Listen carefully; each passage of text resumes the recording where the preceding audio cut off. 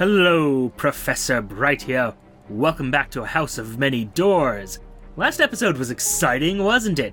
Met a clock-faced god who warned us about certain other parties who have invaded our dreams. Also, they're apparently in our brain somewhere, so that's worrisome. Might be why I can no longer get above anxious. I mean, really, what else do I have to be anxious about besides gods messing around in my brain? But yes, besides that, we also pissed off Nahash and sort of helped Gravidon's followers, kind of. Nahash being the serpent, so that's going to be great. But at least a dead pig likes us. Anyway, I was just going through this little journal and I saw this little entry that I am not familiar with, having ever read before. About a tenth of humans in the city of Keys are born holding a small key in their pudgy hands. A key to one of the house's many locked doors. You were one of them. It was promptly confiscated by the governor's men. What key did I have? Or was it just a key that unlocks any door in the house? It's interesting.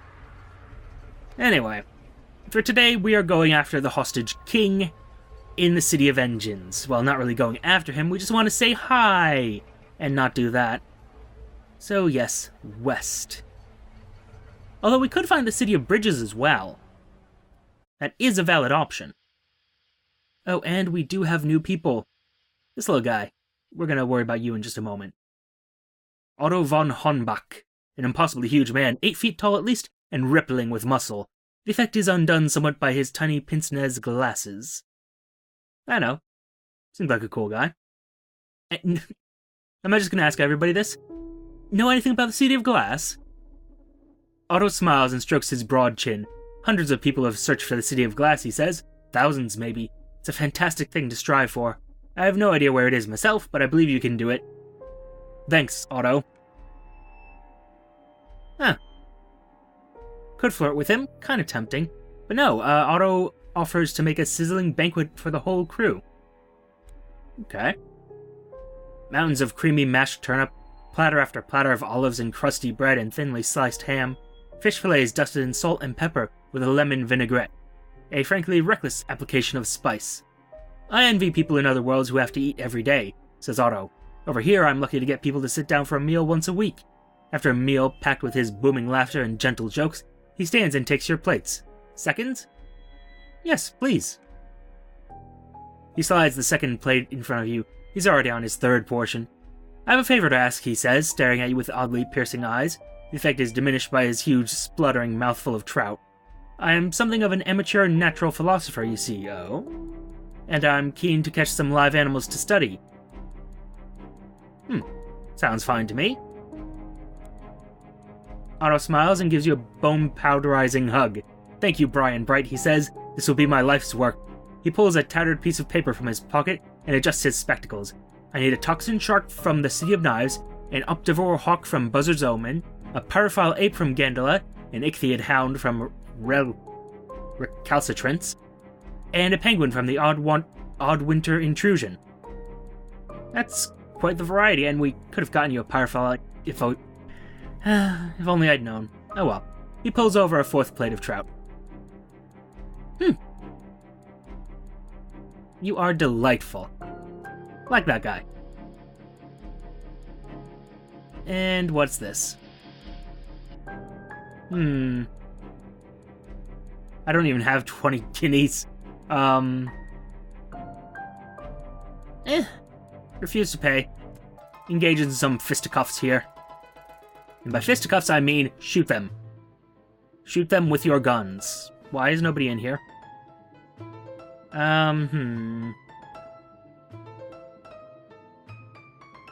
You, do us a favor, get in there.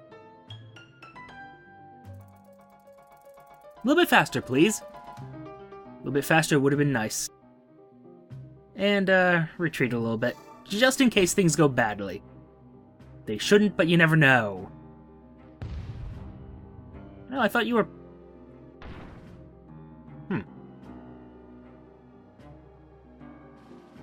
That was an impression you should have been fine, but anyway. Rutherford, do me a favor. Go over here with Delgado. Or with Tybalt. Yes. All ready to fire? Good. If you could heal them, please. Was rather the point of me sending you in there. Oh, that's a bit of a hit. Just favor, you go over there. Me, I'm going over here. And Bradley, you can go over here, I suppose. Anyway. Oh, shoot. Didn't... Oh, well. Well, they don't have their gun anymore. So, I mean, what are they going to do? The answer is nothing. That's not entirely true. They're going to try to board me, but I'm quicker than them, so it doesn't matter. Oh, look at that. Your heart light's gone. Well, actually, that's not your heart light. Is that your engine? Not sure what it is. Doesn't matter. It's gone. Oh, that was your engine. That's your heart light. Okay. Yeah, I know how combat works. Kind of. You guys are dead. Like, super dead. You guys are just gonna try to repair that? Oh, that's cute. That's cute. Let me just end the turn.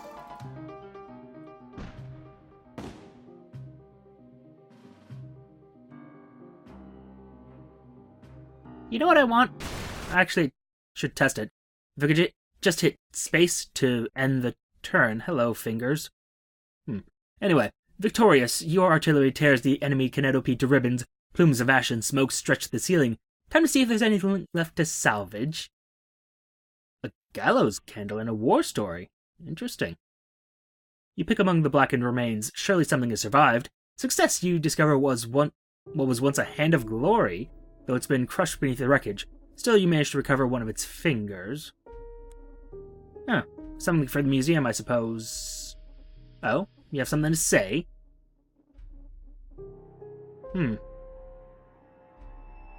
Surprise him. Tibble has requested that jump out occasionally and scare him to help toughen him up and improve his reflexes. Interesting. And we find Tibble in his quarters, obsessively disassembling and reassembling his rifle. Worrisome.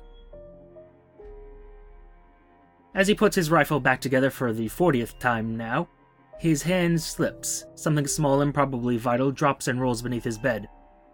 You all almost died because of me. Again. He looks ready to burst into tears. I'm useless at this.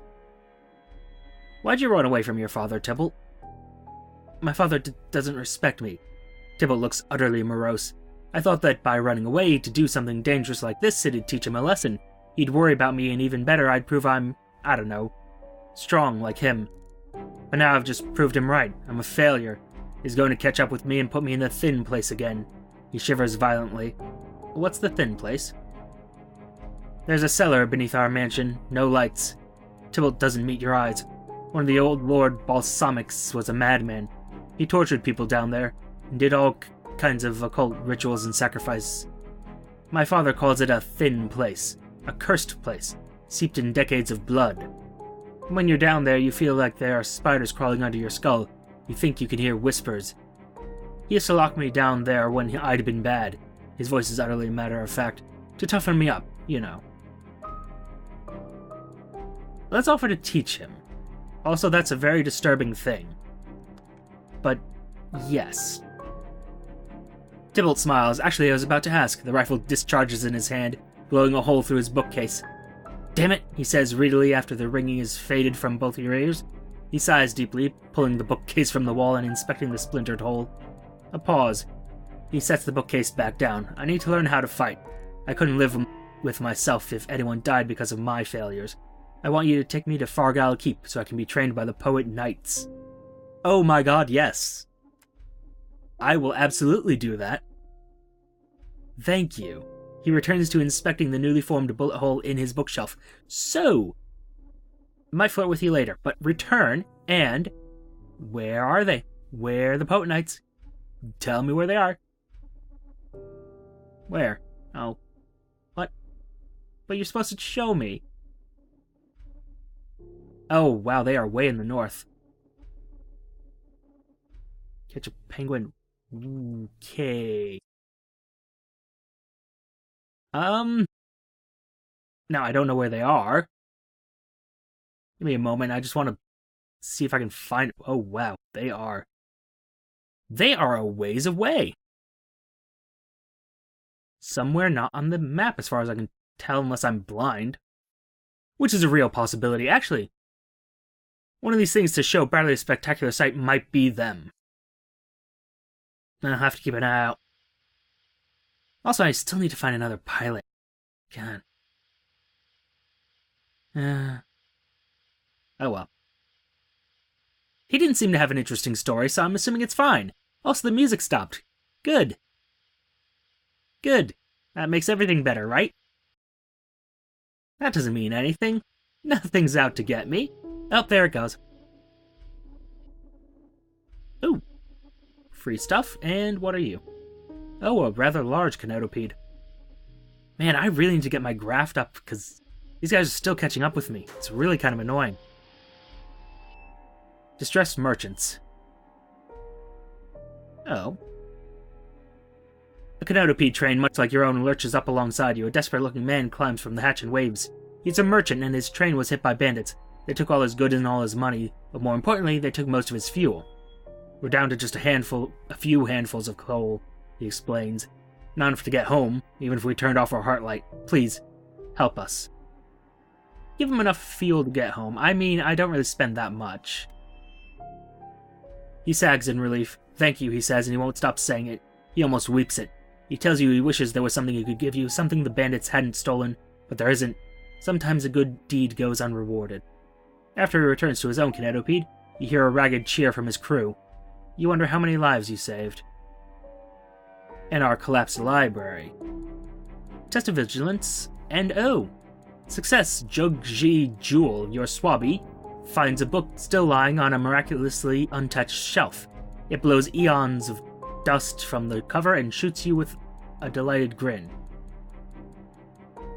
Wait, what is... Oh, you're a Mycena. Interesting, I am stuck.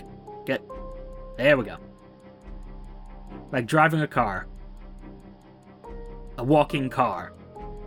A walking centipede-like car. Look, it makes sense.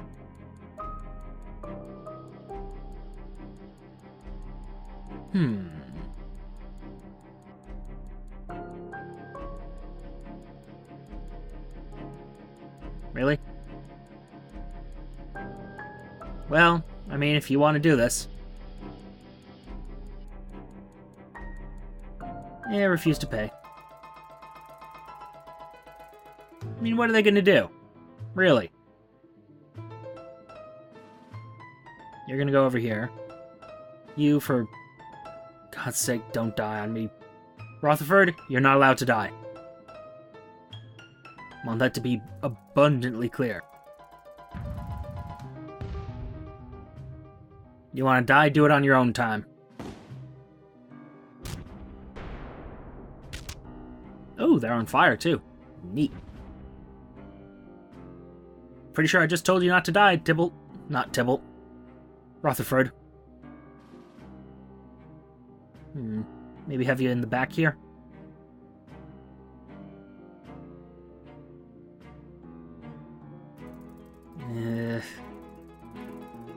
Worrying a little bit more than I should, perhaps. Anyway, this should be fine. It's gonna hit there.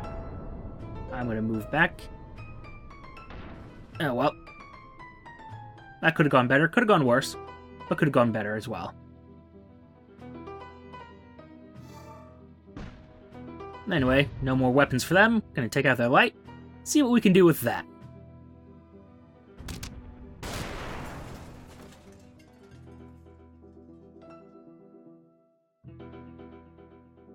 Oh, space does let me skip actions. Good to know. So, you guys are dead. Bye! Ooh. As you turn to leave, you hear a weak bellow and you see a pile of rubble shift very slightly. Digging through the wreckage, you discover a broken-limbed Karchar, thrashing with strength born of pain. Onwards! I have a Karchar, who's going to be part of my crew. Probably as a guard, I think, or a gunner. No, a guard, I think, yes. Yes. What does Swabbies do, by the way? Could you tell me? No? Okay. That's fine. What was that note? Nothing. I'm suspicious, but okay.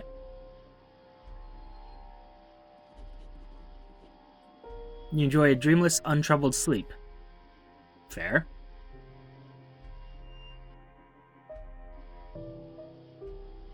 Could do with more guineas.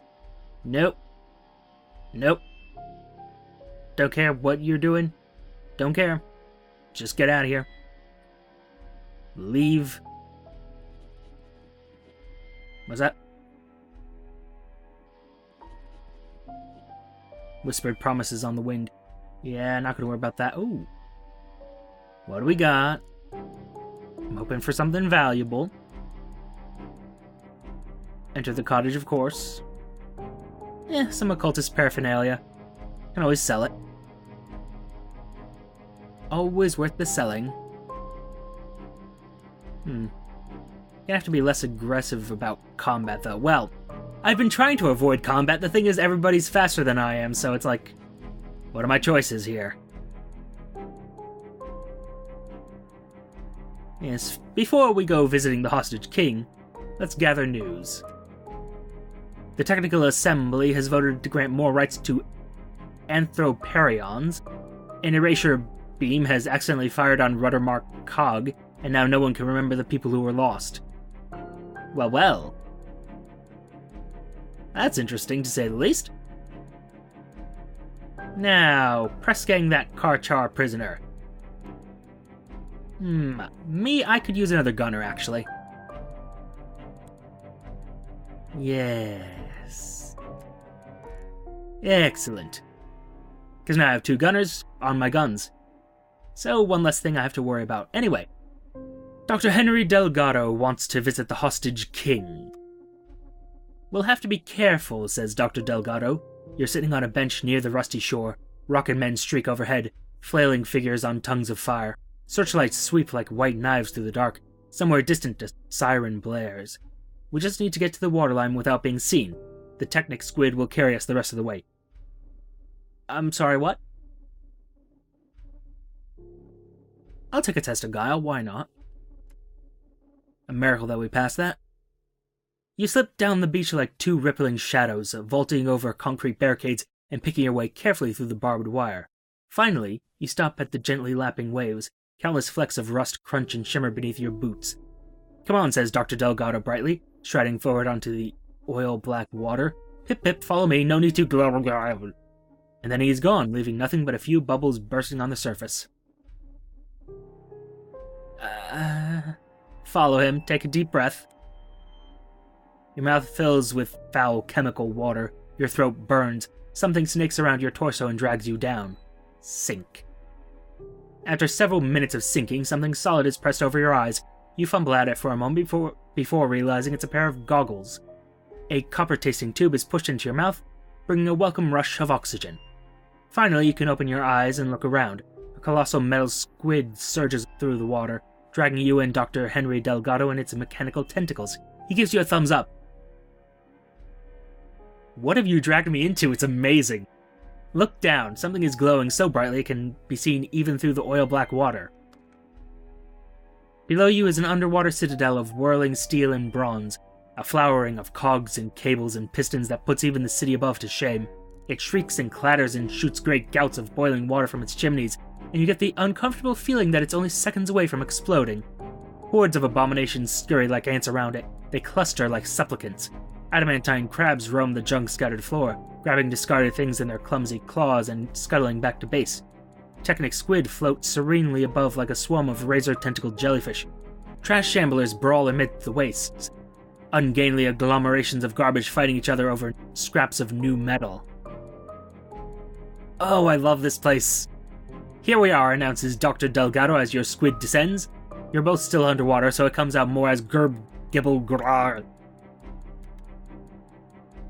You and Dr. Delgado walk through the clanking citadel. At some point you enter a glass dome, passing from polluted water to stale air. You remove your goggles and spit out your breathing tube. Dr. Delgado starts chatting to you merrily, but you can barely hear him over the noise of the machines. The hostage king sits at the center of his machine city, atop a throne of spinning clockwork and chuttering engine parts. You somehow expected him to be bigger. His fingers end in cables that stretch out to the surrounding machines, and his bald scalp is dotted with electrodes. His eyes are glass circles, shining two beams of warm gold light upon you as you approach. Dr. Delgado stops you short. We must kneel before we address him, he says. We must not look into his eyes or we will be blinded. And we must only address him as Your Majesty-in-Exile. Please, don't make him angry. Kneeling. Thank you. You and Dr. Delgado both kneel. I return, Your Majesty-in-Exile, calls out Dr. Delgado. Sorry for my absence. I was working on the demon and it exploded. When I woke up, I had washed up on the shore above. Welcome back, Henry, says the hostage king. His voice is broadcast from 100 speakers all around you, some booming a bass rumble, some hissing out a distorted electric buzz. And I see you bring a friend.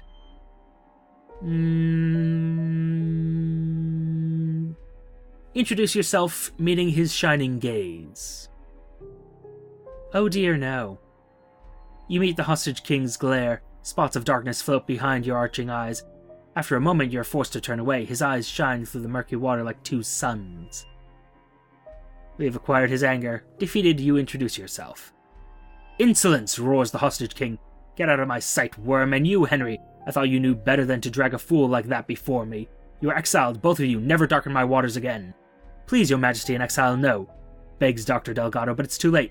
A horde of adamantine crabs are emerging from the machinery jumble and surrounding you, snapping their jaw. Wow, okay, my apologies. Beg the hostage king for forgiveness. Oh, thank God. The hostage king listens to your pleas, then waves a hand irritably. Chains clank around him. Very well, I accept your groveling. Be sure you are more respectful in the future.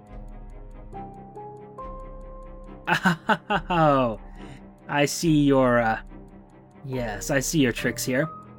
What is the demon, Your Majesty-in-Exile?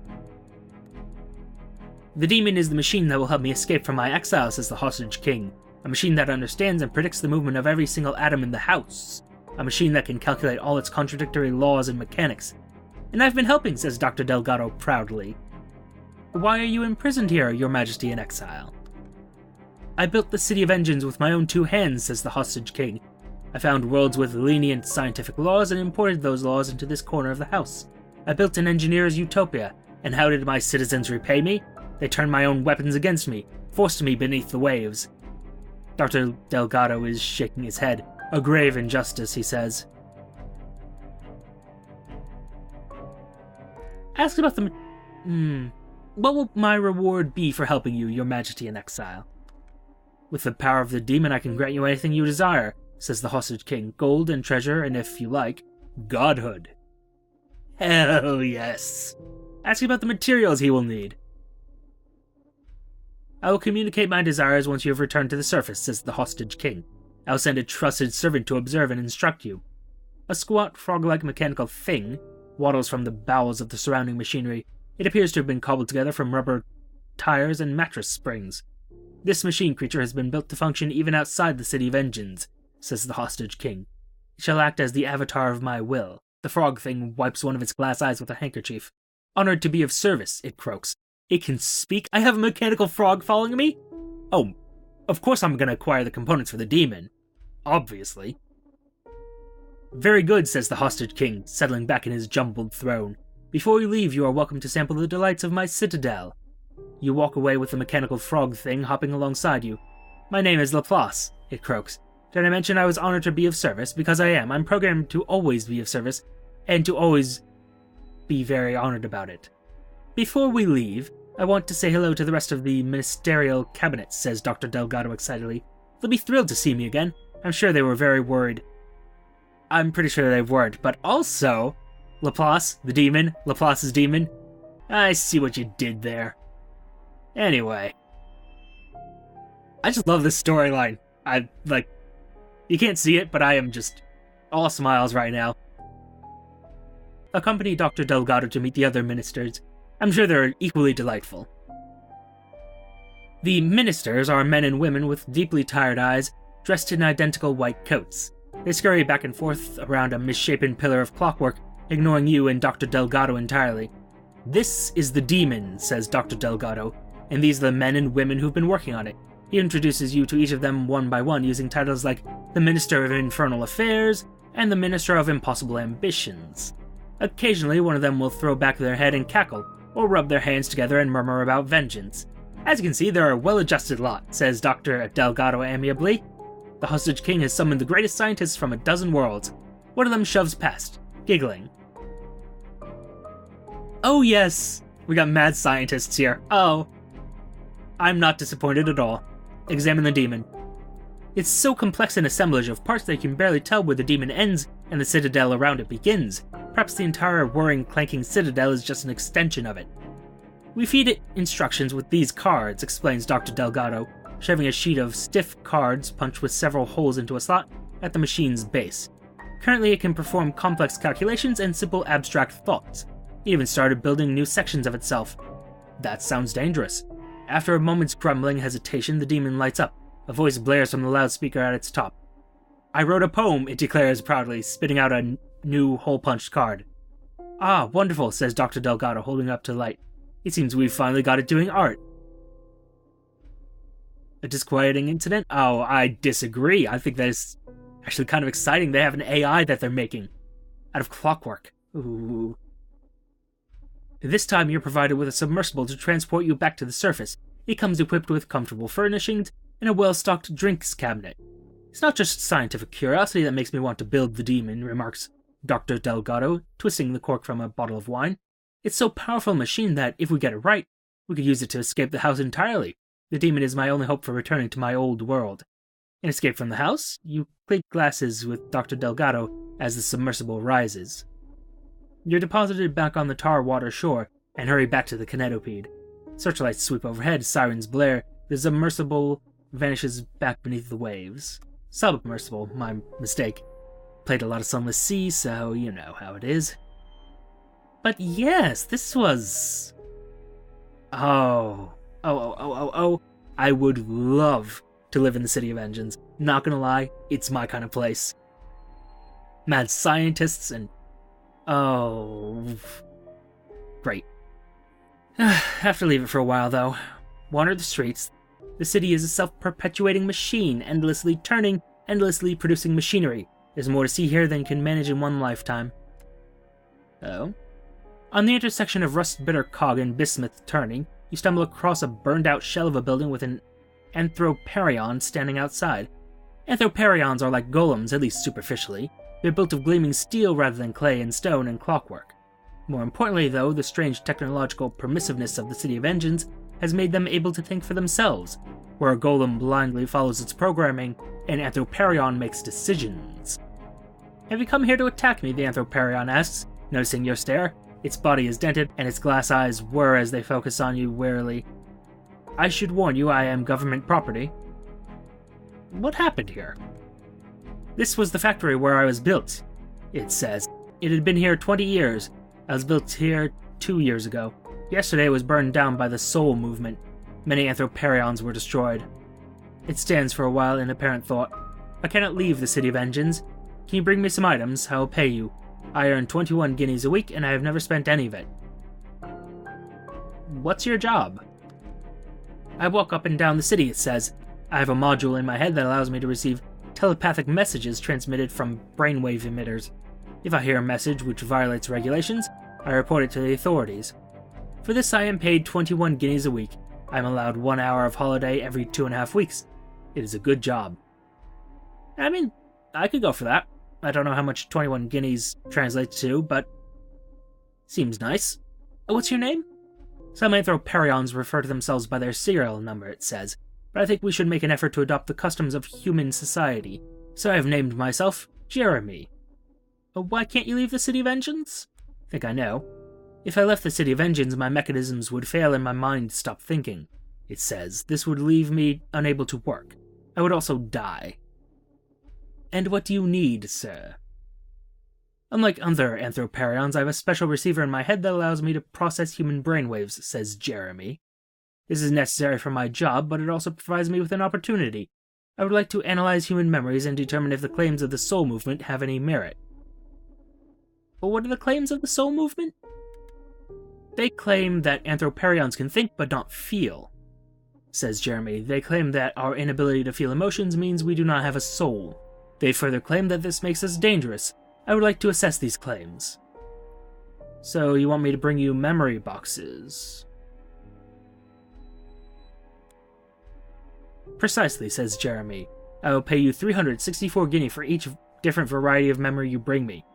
It looks down. It has a clock embedded in its wrist. Ah, my holiday is almost over, it says. If you have a new memory to bring me, meet me beneath the East Bilgewich emitter at 7 o'clock. It stalks away without looking back. Oh, please tell me I have one. I do. Oh, yes. The Bilgewish emitter is a colossal pillar of antennae and metal dishes, each beaming out a different telepathic advertisement. Standing near it is disorienting and headache-inducing. You're under a constant barrage. Hundreds of flickering mental images of various products from t-shirts to soap to ornithopters. A dozen curiously specific hungers for foods served at nearby restaurants. The catchy jingles mix inside your head into discordant noise soup. Jeremy is waiting beneath it, his steel body looking somehow more scratched and battered than last time you saw him. What do you have for me? He asks. A box of exotic memories. Jeremy plugs the box into the side of his head and cranks the handle. For a few moments, his glass eyes display an error message. When he removes the box, he shakes his head slowly. This was worth the price, he says. I experienced memories of places outside the City of Engines. I visited places that I can never go and escape. He hands you the now empty box and a bag of coins. Thank you. Oh, my. Meet me back here when you have what I need, says Jeremy. Oh, with that money? Repair the hull, obviously. And I have all the things I need to finish off this storyline. I mean, running a bit long, but let's go for it. Fill your empty memory box with happy memories. You wake from your surgery with a new penny-sized hole in your skull. When you heft the memory box back to your cargo, actually seems heavier. A box of happy memories, sir. Jeremy plugs the box into the side of his head and cranks the handle. For a few moments, his glass eyes display an error message. Ah, he says. I see. He hands you the now empty box and a bag of coins. Thank you. Now for bitter memories.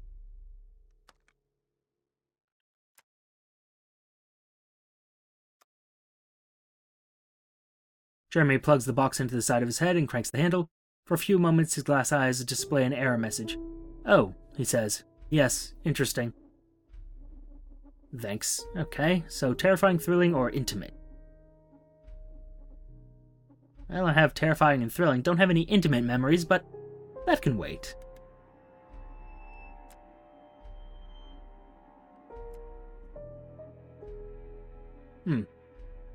Huh, he says. Of course, self-preservation, the fear of death. The root cause of it all, I suppose. And he thanks us and pays us. Quite well, too. So, I'm sorry, which one were you missing? Thrilling memories. You wake from your surgery with a new penny-sized hole. Yes, we're aware of this thing. So, what do you think of these, sir? Huh? Is that all? Well, there we are now. 100... Oh my god. 1,693 guineas. We are rich. Oh, and... Oh, if I could just find some intimate memories, we'd be finished with this Anthroparion, and... I mean, who knows what happens then? Real quickly... You guys had something. A wondrous device. A miracle of rare device that will stop working outside the city's limits.